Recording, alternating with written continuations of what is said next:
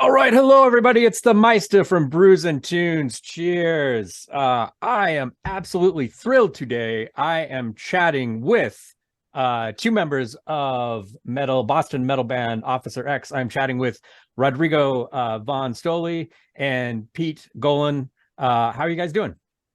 Good. Great. Awesome. Good. Thanks so much for joining me. Yeah.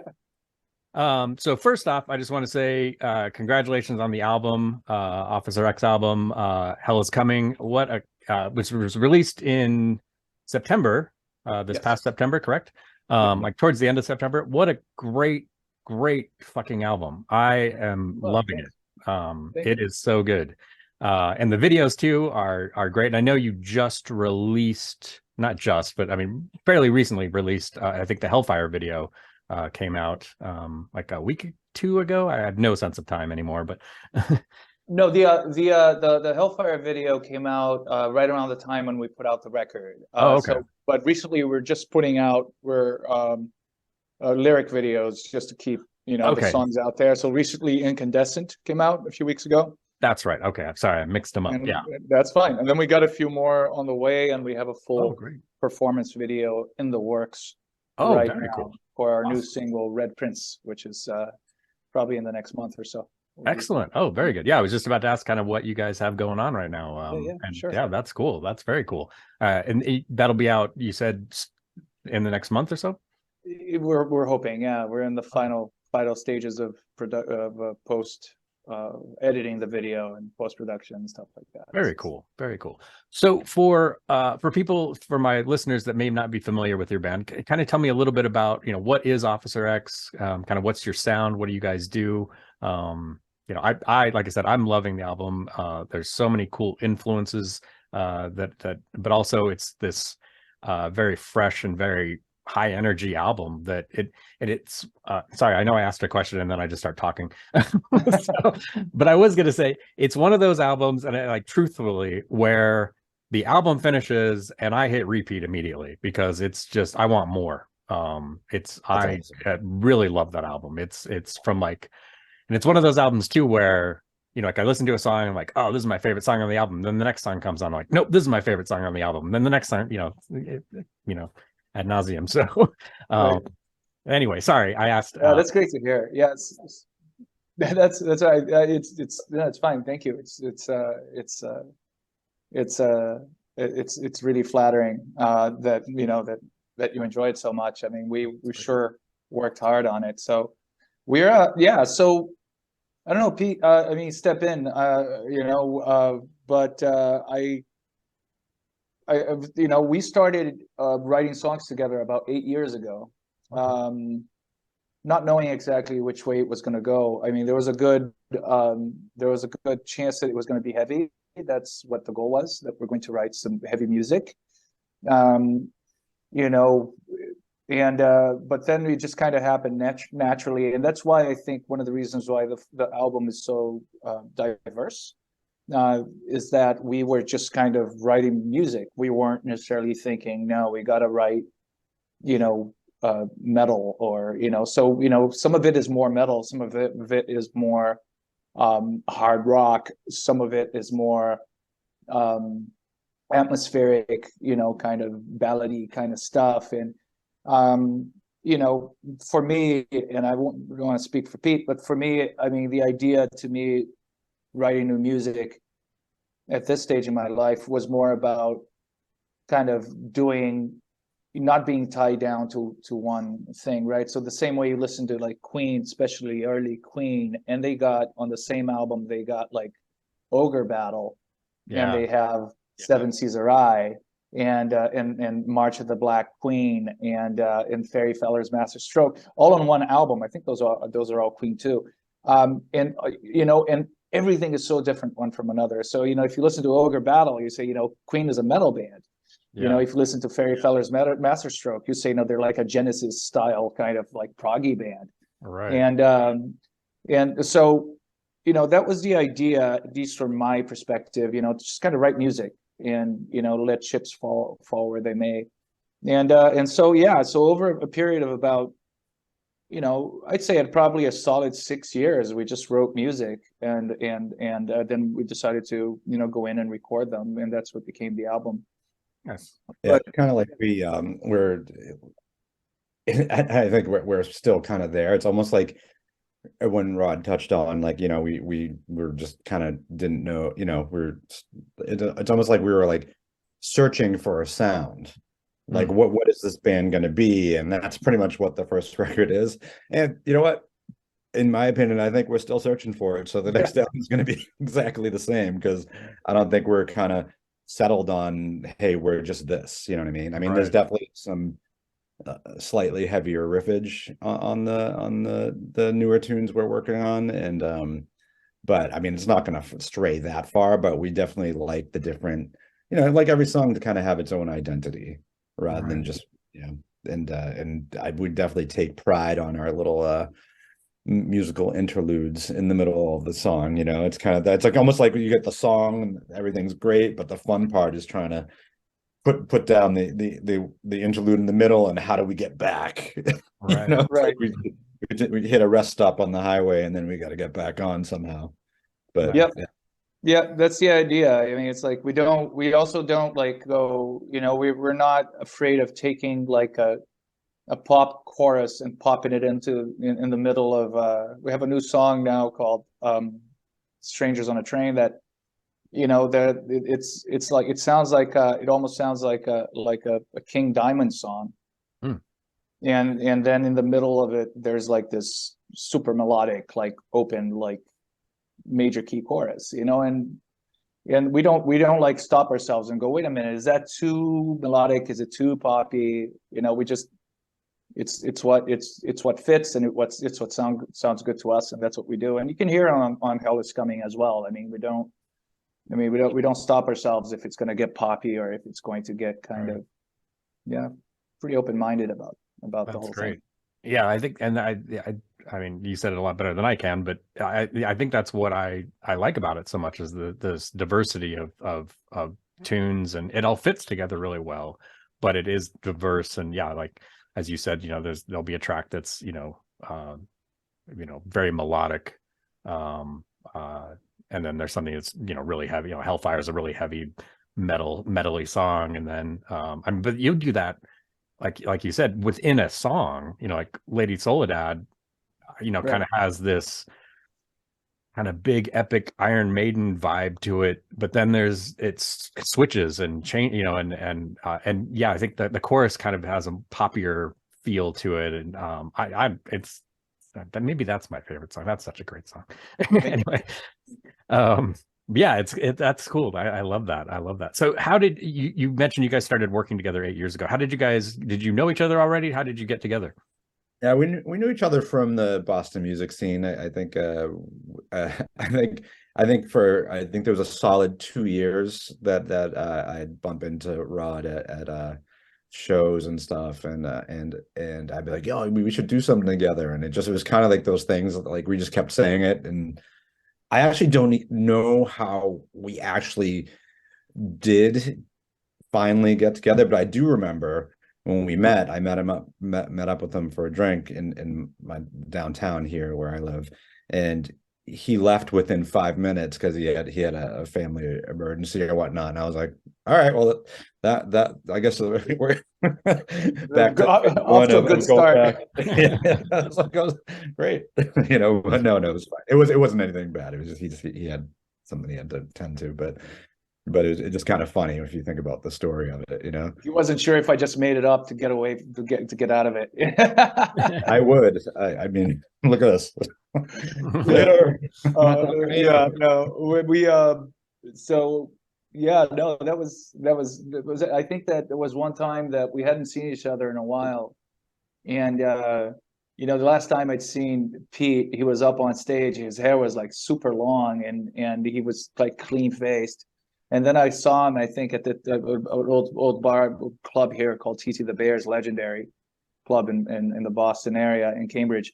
And I saw him across the room, and he had a beard, and his hair was shorter, and he was just like, kind of, he had a hoodie on, and he goes, oh, hey man, how's it going? I'm like, hey dude, what's going on? I didn't recognize him at first, and I was like, oh crap, it's Pete, you know. And that's when we started talking again, and then yeah, and then yeah, I think I was already kind of talking to the original drummer Mike about putting some stuff together and playing some heavier rock. And I think I sent a message to Pete on, you know, I don't even remember if I had your number. I think it may have been like By Facebook. yeah. And I was Good like, book. the good book.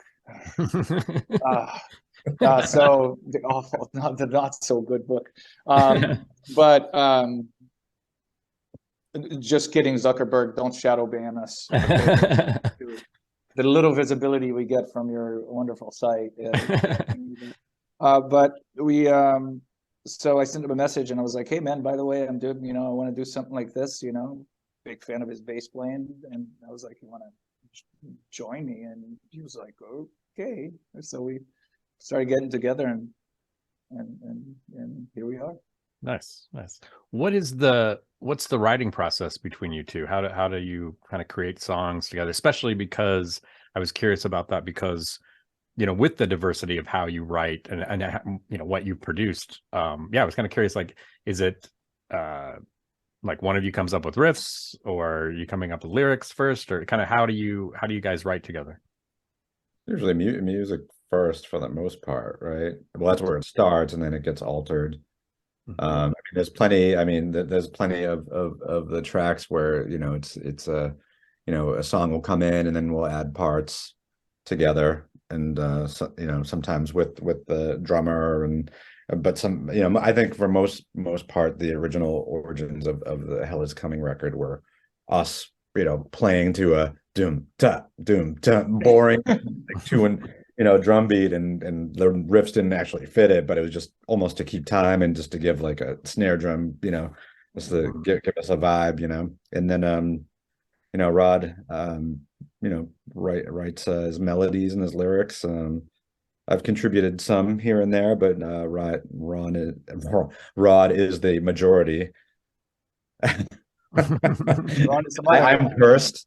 I'm cursed because the three people I talk to the most in my life, there's one guy named Rod, there's one guy named Rob, and another one named Ron. So, it's a new thing. I'm definitely, it's been for years, but I think I don't know if it's because I'm getting older, I'm starting to fuck up a lot more. Mix them all up.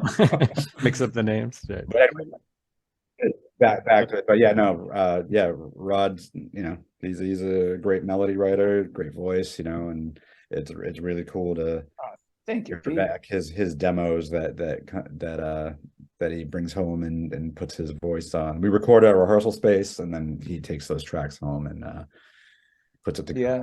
Nice. So yeah, that's pretty much it. We you know, I think probably write about 95% of the melody and lyrics, you know, but Pete's great for like getting me out of a rut. You know, sometimes I'll tell him, it's like, you know, fuck this song. It's like, I'm not, you know, it's like, you know, I can't, man. I'm just like, everything I write is trite. Everything I write is like, it's like cliche. I hate it. It's like, I can't write about, there's nothing, you know, it's like, it's usually when I'm trying too hard. And then people go, wow, why don't you just talk about this? And I go, all right. And then I may not even use the whole idea, but just that spark just gets me going. And it works out. You know, and sometimes you will like the Strangers on the Train song that we're working on, you know, he demoed like the melody for the chorus, and he's like, you know, here you go, use it if you want. If you don't want to use it, I won't be hurt. But if you want to use it, and I was like, no, this is really cool. So I changed it slightly, and it's in. So it's very collaborative. And now with Rob, guitar player, and Dave on drums, it's becoming very much the seed of the idea is very much Pete and I. But now it's becoming much more collaborative. You know, the other guys are stepping in with ideas, and you know, it feels like a true band this time around. Nice. You know, where before it was Mike was very engaged, but it was just me and Pete pretty much, you know, talking through everything. That's cool. It sounds like it sounds like the songwriting, especially now with the other, it sounds very organic. And yeah, like you said, like a band, Oh yeah. which is great. That's very cool. Yeah. And makes for Yeah, and the last powerful record music. total, I mean, definitely. I'm sorry. I think we need it too because we at this point we kind of need the band to kind of help us get through because we had, I mean the record we've been writing that record for like 7 8 years, and the pandemic happened, so we couldn't release it. We were holding off, and now we kind of want to get some new music out soon because those songs are like old songs to us. So. Oh, okay. Yeah, and it's good having, because I think with the way Rod and I would write, it'd be a lot of trial and error, revisions back and forth. We'd completely destroy a song and then go back to what it was and start over, and now we're to have the bodies in the room with us all the time to sort out things. It's just a quicker process. Like we're already pretty much 4 songs into our next release. Oh, wow. Excellent. So we're hitting the studio at the end of this month to track some stuff. I mean, it probably won't come out until like the fall or early next year, but Okay. it's happening. So which I'm really excited about. Very cool. Yeah, that was my next question. If you had a target date for the release, that's great. Do you have a working title at this point, or maybe it's too early? We've made this mistake before of starting to kind of announce things and go, oh crap, there's a lot of work to be done, So we almost, I think Lady Soledad came out almost a year before the album came out. The single, then video. So that was 2021, like Halloween 2021, and the album didn't come out until September of the following year. Right. So I think we want to have our ducks more in a row this time around and have a more of a strategy of how we're going to put it out.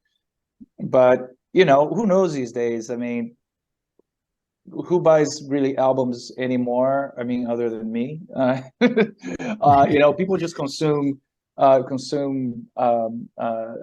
songs, right? And right. In an interesting way, it's a lot like it was back when the whole music business really started, or the rock and roll business in the 50s, where it was 45s, right? People just bought 45s. People didn't buy albums really until the 60s, right?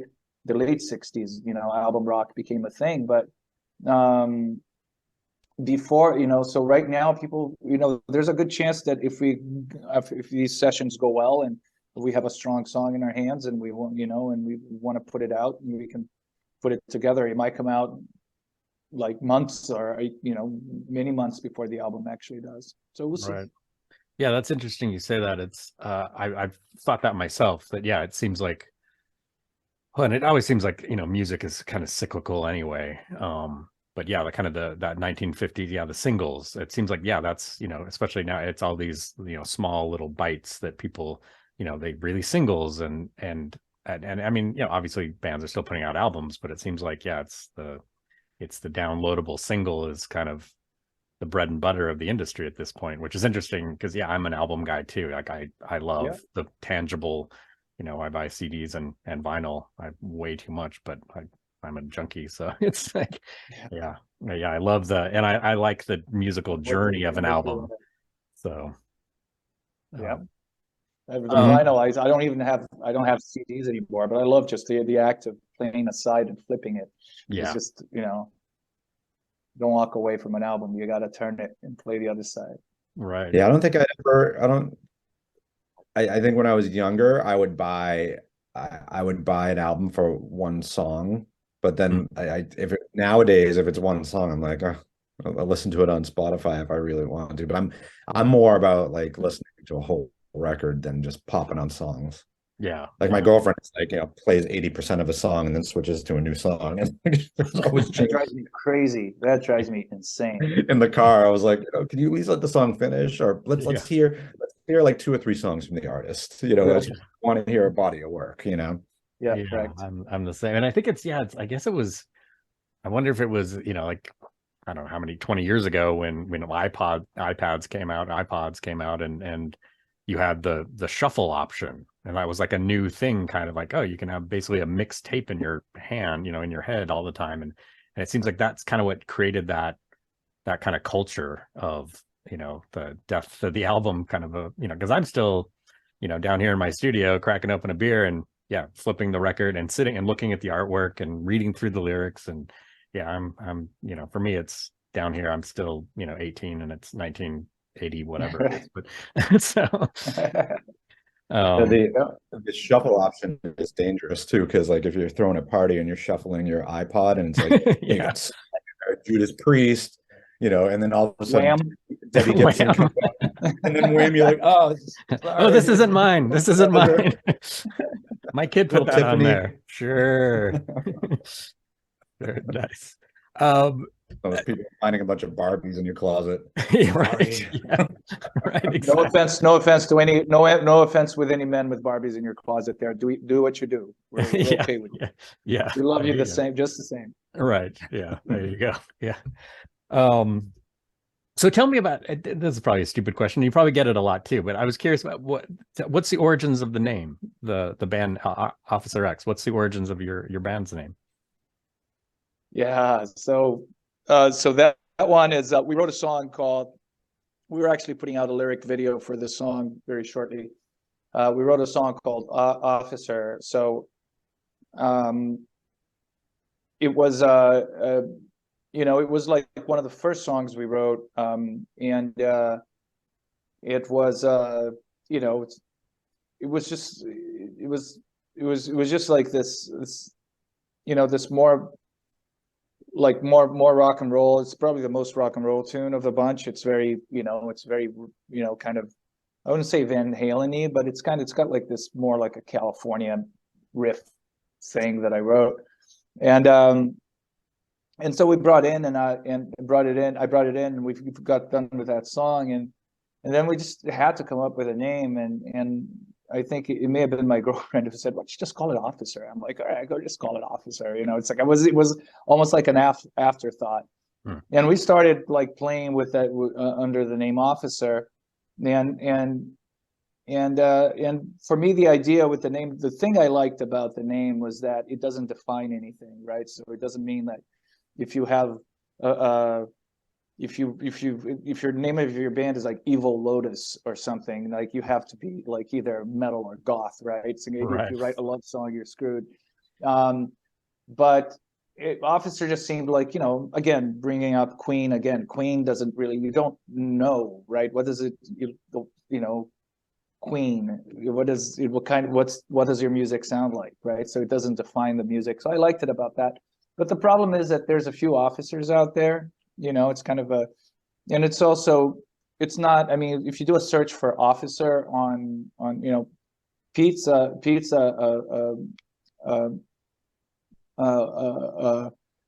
website guy by trade. So he knows SEO inside and out. And he's like, you know, search engines are just not going to even know you exist if you type in officer, right? If you type in, you know, officer something, then it differentiates and helps us a little with visibility. And then we were like, what do we do? Officer what? And we went back and forth. It's like, what's, you know, and then Pete was like, why don't you just call it Officer X, like King's X, and just put an X in front of it. Just like, you know, so many. Static X. Static X. So Racer many, X. Racer X is great. Yes. It was probably one of the original ones. Yeah. Paul Gilbert and Bruce Bouillet. I saw him live back in 19. Oh wow! Yeah, at the Country Club in Reseda, California.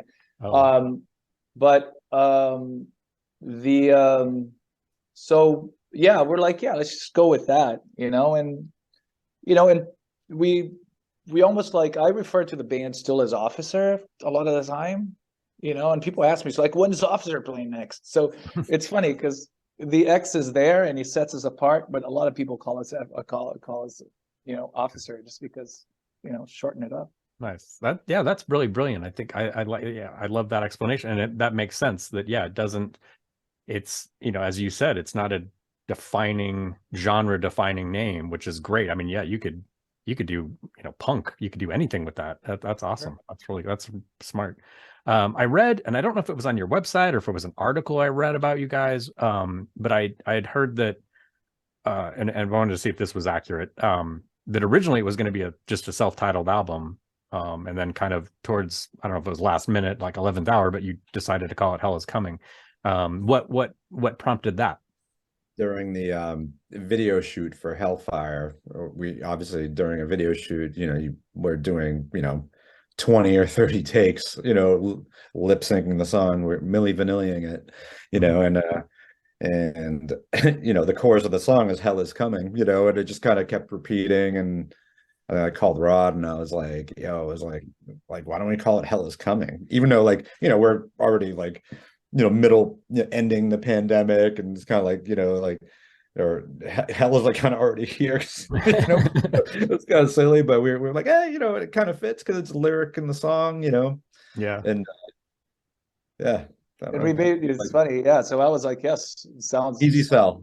It's like, I didn't sell it. I was like, sounds great. Originally it was just going to be Officer X, and then so the cool thing is that we made these stickers, and happy to send you some. These stickers that say Hell Is Coming on it, like in big print, with our little character guy from the album cover there, but it's I wish I had one here. I don't know, my stuff is all packed away. Is there one somewhere? Oh yeah, hold on, let me see if I can make this work. Okay. It's on my speaker, so hopefully I don't break anything. trying to do this, but there it is. Oh, cool. Oh yeah, so, right on. It's like the rapture. It up a little bit. The rapture is coming. Right. So that is so we made these stickers, and they're super popular. People just random people would just go, "How can I have one of those?" It's cool. And so it's it makes sense to me because like Pete said, it's like everything is kind of going to hell, from as a kind of the pandemic, as a society, as not to get into politics, but fascism kind of rearing its ugly head everywhere around the world, and war breaking out in the Ukraine, and it was like everything is just like shit, and it's like, are we back?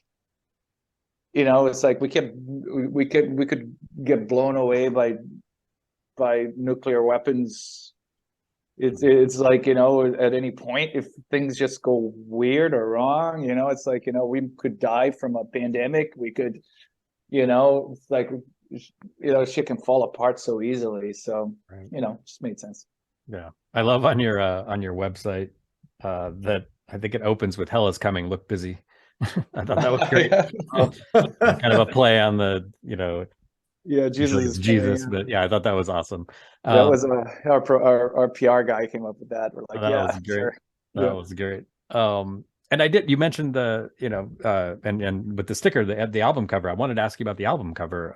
Because that is a really cool art. It kind of almost comic book fantasy kind of sci-fi look to it. It's really, really cool stuff. And so that was, did you guys come up with that concept, or did the artist, or kind of how did that develop?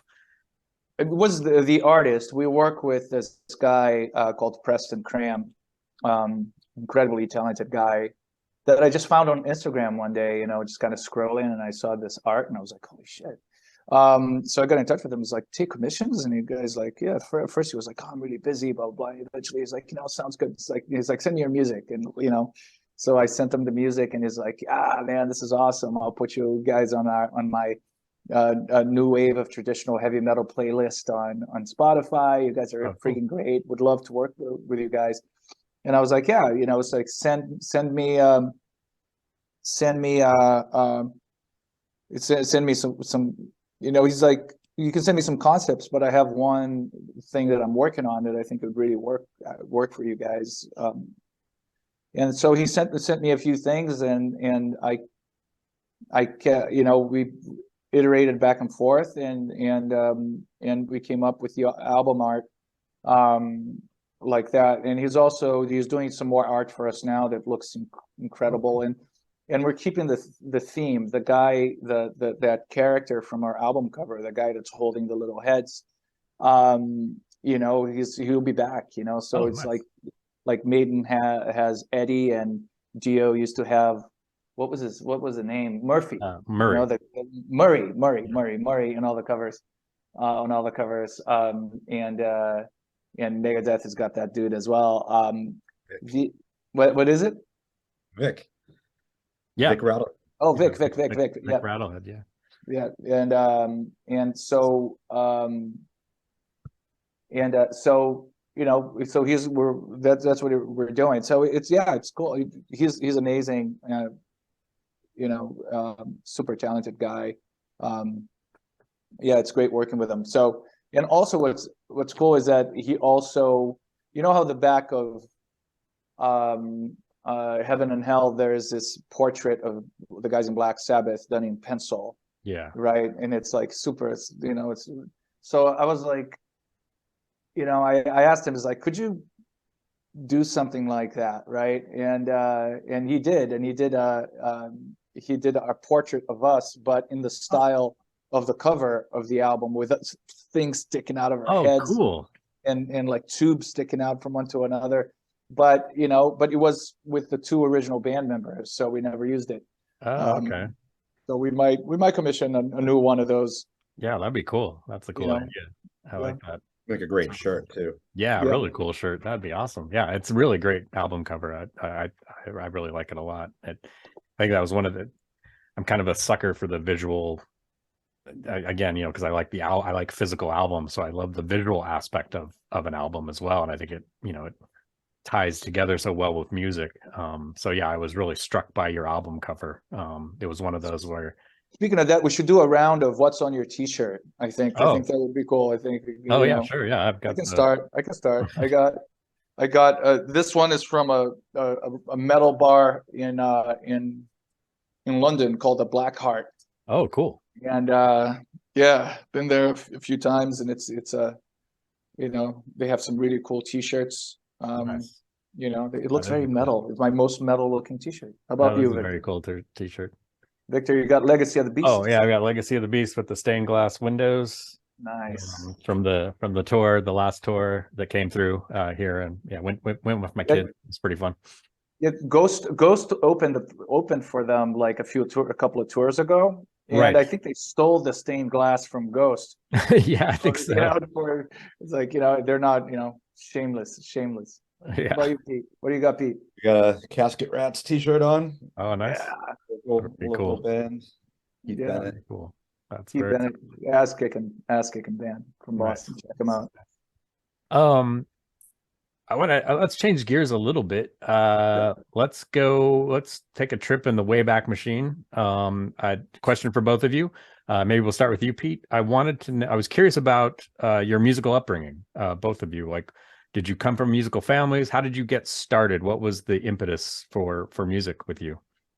I had so I actually told the story last night to a friend, so this is fresh. So it's long-winded, but I'll keep it short. So basically, when I was about 8 years old, I was like obsessed with professional wrestling, like WWF, and there's something about like the wrestlers coming out into the crowd with, like, you know, like the Road Warriors would come out with Iron Man, and you know, and how, you know, a lot of them came out with rock songs. They're rocking up the crowd in the air. I was like, you know, I just love that shit, you know.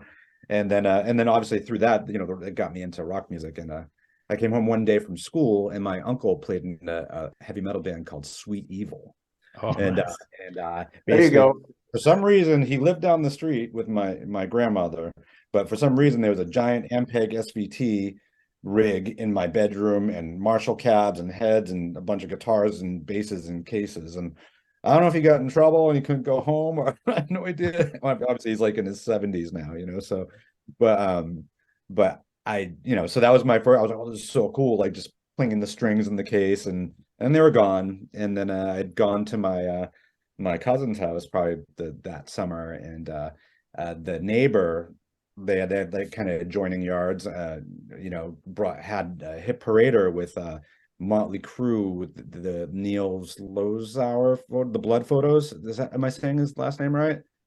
I know what you're talking about. But basically that famous shoot for Shout at the Devil with all the blood, and you know, and I was just like, oh, this is awesome. You know, I was looking into it, and he gave me, he said, you can have that magazine. and he gave me Judas Priest Screaming for Vengeance on cassette. Oh, right. And that was the beginning of it. I just started getting tapes, and our guitar player actually, I think it was probably my second or third tape, he bought me Rat Out of the Cellar for my birthday. I've been friends with our guitar player since I was a youngin. But yeah, and just my music collection started then. And then eventually one Christmas when we were in the 6th grade, all my friends were buying guitars, and I was like, I'll play bass. There was no plan, but I was like, I didn't want to play drums. It's too much stuff to carry around. Right. But good life plan. But I big ups to the people that do it then. Because no, Pete owns like 13 basses. Yeah, you gotta. It's a problem. He has a problem. He's serious. Yeah. Your vinyl problem is my bass problem. Okay. Right. So, Yeah. I'm at 7 guitars right now. So. Oh wow. Anyway. So yeah, I just kind of went from there, and I've been, luckily I chose bass because bass players are in demand. So cool. I always was able to have a gig. I was always in multiple bands. It's good fun. Anyway, right on. Rod. Very cool. Thank you. Yeah, You know that story, Pete. It's like, what else are you holding out? No, so I started playing piano. It's like I don't come from a musical family, but I do come from a musical. I grew up in Brazil. I was born in Rio. Okay. And lived there until I was 13. And Brazil is a super musical country, right? I mean, it's like it's insane.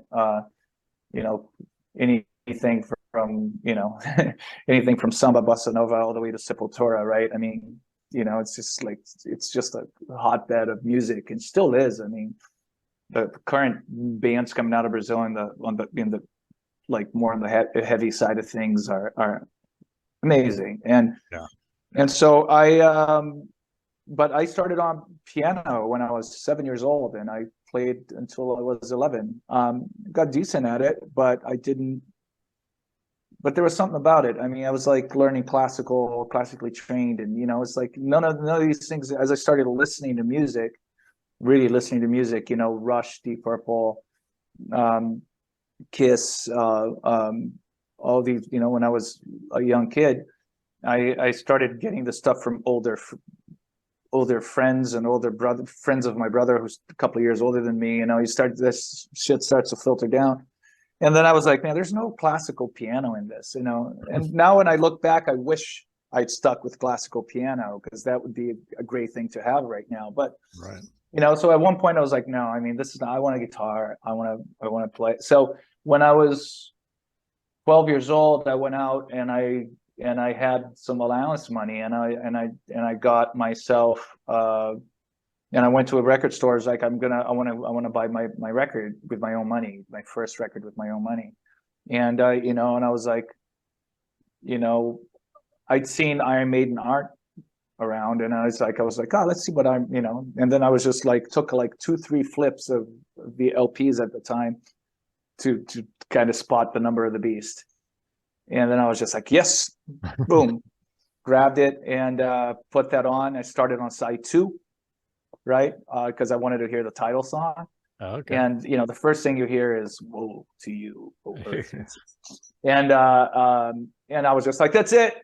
That's my life. That's it. That's what I'll do with my life from now on. It's it took twists and turns, but then I started playing guitar, and at some point, in the this is in the 80s, dating myself. But everyone at the time was really getting technical, and I kind of went down that road a little bit. And then at some point, someone said to me that it's like I sang at a party, like just someone was playing acoustic guitar, I started singing, and someone goes, "You have a good voice." I'm like, it's like, okay. And then next thing you know, I started getting into singing, and I play guitar a lot. I write obviously songs on guitar, and I solo, and I do all of that. But I think I'm primarily a singer. I think if you ask me what I'm really good at, I'd say singing is it. It's the thing I excel at. Right on. So nice, very cool. That's it.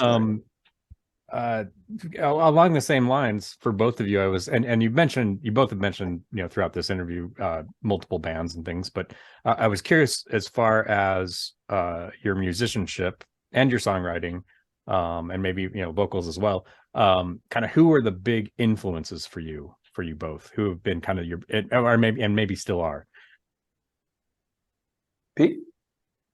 Oh, that's tough. Debbie Gibson. Debbie Gibson and Tiffany. I never really had a direct influence. Like I think I'm just influenced by everything. Like I kind of, because I can't really being a bass player or whatever, like someone can be like, oh well, I Les Claypool, blah blah blah. But it's like I don't play anything like him, but I was influenced by how he was playing out of the box. I just like, it's almost like I'm influenced by different things people do as Gotcha. opposed to what they're actually doing. If that makes any sense. You know what I mean? I know growing up, like I never really learned songs. Like I just kind of made my own stupid songs, and Okay. some of them, the chords didn't really go together, but eventually I kind of figured it out. But I definitely I mean, and obviously being a bass player too is like, rock was great. There's a lot of great rock bass players, but also there's, if you do a deep dive into fusion and jazz, I mean, there's like Stanley Clark and like all these other Jocko and all that stuff like that. Just little cool things, and obviously, I'm not writing songs like that either, so I'm just a big salad of influences. I'm influenced by salad. Right on. I like salad. Yeah, salad is good, I guess. Yes. A good salad. A good salad is good. Yeah, Pete is a good salad. So yeah, Don't say that ever. yeah, I think let's just stop that right there before it gets really dirty. This could go down a dark path. Yes. No, yeah, I am. The new wave of British heavy metal is kind of where it all started for me, and I think it's obvious in my vocal delivery and the kind of style of songs, kind of, but the vocals for sure. I mean, but the first person that blew my mind as a singer was Ian Gillan. Yes. And primarily, the Made in Japan album. I heard, I think it was Strange Kind of Woman, and there's this time when the song stops and he hits like this scream, right? So, and it must go for like 15 seconds, and he just is doing this crazy acrobatic stuff and I heard that, I'm like, oh my God, but I never thought about being a singer. I never thought I could ever do that. I just thought, oh man, this is really amazing. So when I started taking singing seriously, all these influences started creeping up. That's like every time I sang in a higher register, it sounded like Gillan and Dickinson, and Jeff Tate and these guys. And naturally, I'm a high tenor, so I have this ability to hit these notes. Don't know where it comes from, and I've had a serious amount of vocal training since, so I don't hurt myself. But the ability is there. I mean, it's just that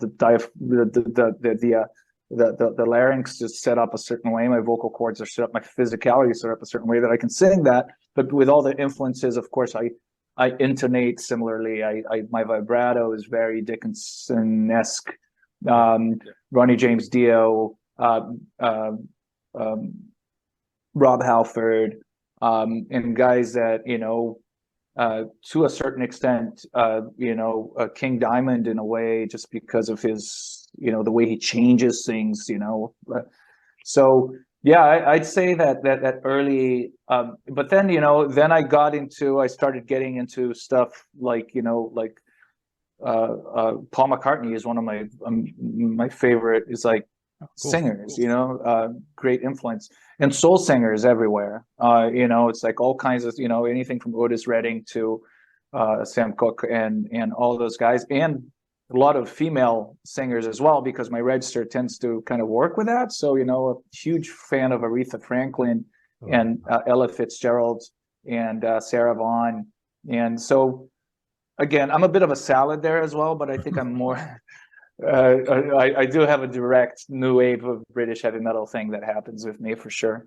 Very cool. Very cool. Yeah, and I can definitely hear, yeah, like as you said, you know, on the record, you can hear that influence, you know, that new wave of British, which is I adore that era of music. It's probably my favorite. You know, I'm a massive Iron Maiden fan, and I think 78 to 82, 83 was a great period for heavy music. You know, it's like, you know, I think it was just really magical. Even like the late Thin Lizzy stuff was like really kicking ass. And yeah, I totally agree. Yeah, such a powerful time musically, and maybe it's, you know, because I was young at the time, and it just, yeah, very impressionable, and yeah, that's what I remember hearing, and like, oh wow, this is so big, and it was, yeah, the kind of the stuff that got me into metal, really. And it's aged really well, much more than everything that came out after it, like 83, 84, where there was a ton of, you know, the gated snare and reverb on everything. You know, the late 70s, early 80s was still like really loud blues. You know, it's like super loud,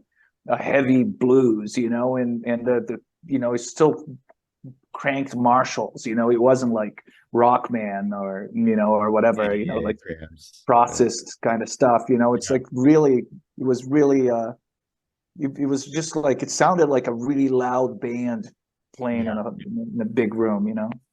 Yeah, and I think it and maybe I'm wrong here, but it felt like a lot of those bands, because they were influenced by, you know, Hendrix and, you know, Peter Green's Fleetwood Mac, and, you know, that, you know, like Judas Priest was heavily influenced by Thin Lizzy. You know, Thin Lizzy been around for a while. Yeah. One of my all-time favorite bands. Man, what a great band that is. Oh, yeah, love it. We have a version of Thunder and Lightning. Yeah, I was gonna say that is incredible. You guys nailed that. You kicked it out of the park. That is so cool. Pete sang that one. Oh, okay. Yeah, I was gonna say it sounds a little different vocally. Yeah. Very. Yeah. The guy that's not the singer singing. No, yeah, no, we I think I told Rod like he wanted to do it, and I was like, oh, you know, because it's Thin Lizzy. I was like, mind if I try singing it? He's like, go right ahead. And cool. I was not super familiar with the song, and once I started to try to learn the song, I'm like, oh shit, that's a lot of lyrics, and there's like there's no place to breathe. And it was just like, you know, like, so it's definitely it's a challenging song too, because it's got a really cool arrangement, and you know, it's got that ascending climb, and it's you know, we played it out a couple of times, but I was gonna suggest that our show in Connecticut, maybe we throw that in there. I'm in. Let's do it. Nice. We've got to start practicing it now. yeah. That one, it's definitely a difficult song, but it was I was glad we did it. Very cool. That's a good segue. I was curious. You just said you've got a show coming up soon.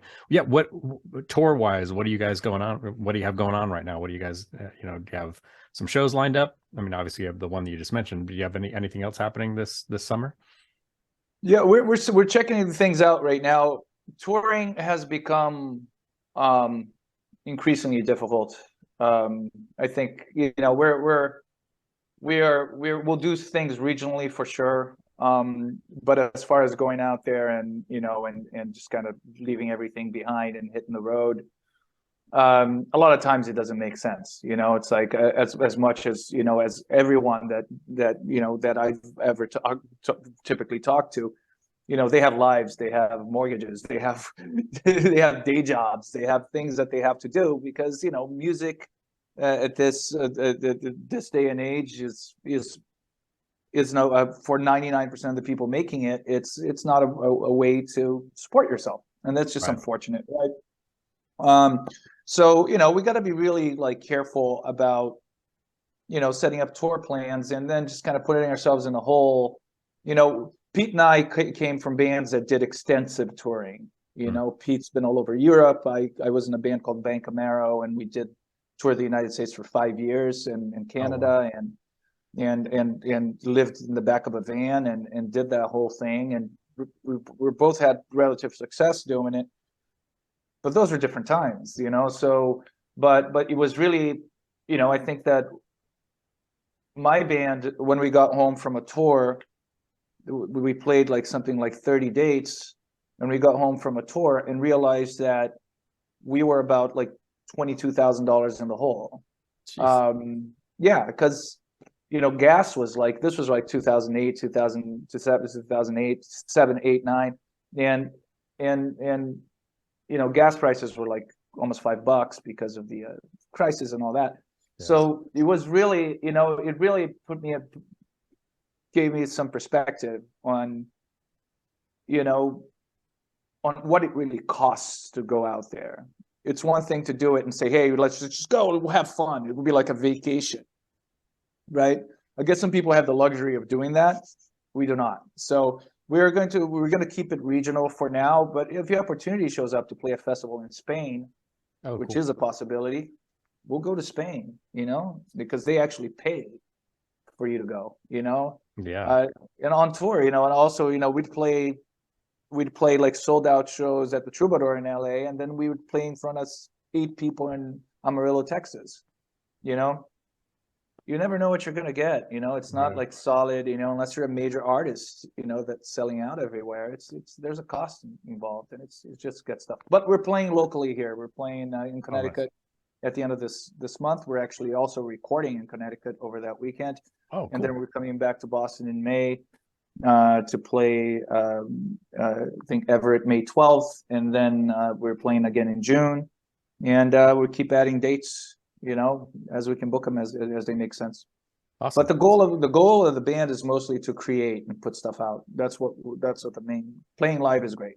Very cool. But we just create and make cool stuff. Yeah, keep creating. You're definitely making cool stuff. So yeah. Sorry, Pete. I talked all over this. You didn't say anything. That's okay. I concur, Doctor. I concur, Doctor. This has been great. I have one. I don't want to keep you all day, but I do have one last question for you both. So as you may know, my page is Brews and Tunes. I pair craft beer with metal and hard rock albums. So it's a Saturday afternoon. You're hanging out at home. What beer are you cracking open, and what album are you spinning? Ooh, go Pete. Oh, geez. Okay, so I'm gonna full disclosure that I feel like every weekend since St. Patrick's Day has been kind of a blur.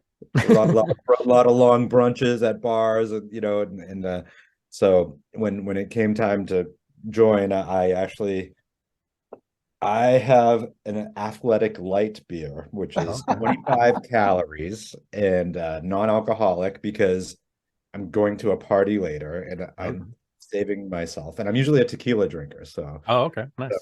But I did this so I didn't want, because I just have one beer and I don't keep drinking them, I'm gonna go take a nap and wake up hours later. So that, and as far as albums, I was actually listening to, I'm trying to think of what I had on this morning.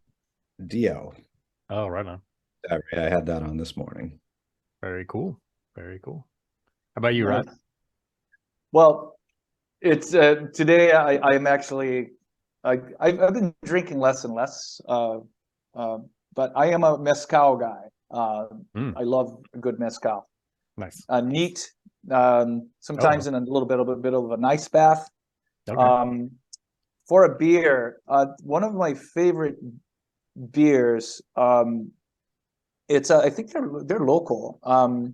There's a brewery here called Night Shift, which is outstanding. They have great stuff, and they have like this beer called Whirlpool. The yellow and white can with an owl on it. That is just it's just I love it. It's a delicious beer. So I would drink. That would be probably right now one of my favorite local beers. I like to drink whenever I go anywhere. I ask, it's like, what is a good local beer? I like to get them fresh wherever I go. Yeah. But today I'm actually drinking a Heineken Zero, which is it's refreshing. It kind of scratches that itch, but it doesn't make me all sluggish and in the middle of a Saturday afternoon. So Right on. and as far as what I'm listening to, right now, what's on the wall there? Duke Ellington. Oh, Indigo is the album that's on the. But before that, I was listening to it's pretty much brand new copy of the new edition, the 40th anniversary edition of The Number of the Beast, with Beast over Hammersmith all right. on albums 2 and 3, which they just released earlier this year for the 40th anniversary of The Number of the Beast. Right on. So that was it before that, but up there right now, some jazz, some Duke Ellington. Very cool. Smooth jazz. I have a Heineken Zero story if you want to hear it. Yeah. Oh boy. So last summer, I obviously I was in the store, and I took Heineken Zero as, oh, this is 0 calories, awesome. So I think I got a 12-pack of it, and we had a party at our place that night. I freaking crushed it. I was like, this is great. I was like, this is awesome. Like, no guilt, blah blah. And and I might, there might have been some other party favors involved, whatever. Maybe a shot here or there, but so that weekend happened. I just keep thinking, I was like, that's great. I can party and not gain weight, and so the next time we had people over, my girlfriend was at the liquor store, and I was like, hey, get me those like light Heinekens. Those are awesome. I loved it, and she calls me back. She's like, hey, these are non-alcoholic, and I was like, so total placebo. I was like, having the greatest time. I was like, wow, no wonder why I remembered all the conversations and kind of stayed with it all. Is that episode of Freaks and Geeks where they get they switch out the keg for non-alcoholic beer? Because that's yeah. But everyone's like, I'm still fucking wasted. Totally. I mean, yeah, totally happened to me. It was great. Nice. So, Victor, what are you drinking? I am drinking I'll show it to you. It's a local brewery called Epic. And this is a sour IPA. Ooh, love sours. Love them. Oh, nice. This is it's I called like the artwork. That's cool looking. Tart and Juicy. So drinking it's a more mellow, it's like 5%, I think. So it's nothing too crazy. So drinking that. I might later on, I've got there's another local brewery here in my town called Ogden Beer Company. They're pretty new. But the brewer's been around for a while. She's great. And I picked up Taking notes. Their IPA. They did it's a Mystic Frog. So I might I got a growler of that. So I might bust into that later this afternoon and imbibe a little. So nice. Yeah. Nice. And then what are you listening to? Well, I was right before this interview, I was listening to you guys. So I was listening to Officer X. And I picked up some new vinyl. So an album I already have and I've had for years and years and years, but I think it's the 40th anniversary of Celtic Frost to Megatherion. So it's a double album, and it has bonus tracks, as demo stuff I think on it, and their EP stuff that came out at that time. So I might I haven't listened to it yet, so I need to. Good band, good album. Yeah, I need to crank that up. So do it. Well, gentlemen, this has been an absolute pleasure. Thank you so much. For the people watching this, if you look in the description below, there are links to Officer X. If you have not heard these guys, definitely check them out. They kick ass. And if you live in Connecticut, go see them live soon. I don't know. I Cellar, the date and I missed it, but Cellar on Treadwell, Hamden, Connecticut, right by New Haven, Connecticut, and that's April 29th, Saturday night. Cool. Right on. Very cool. Thank you so much, guys. This has been great.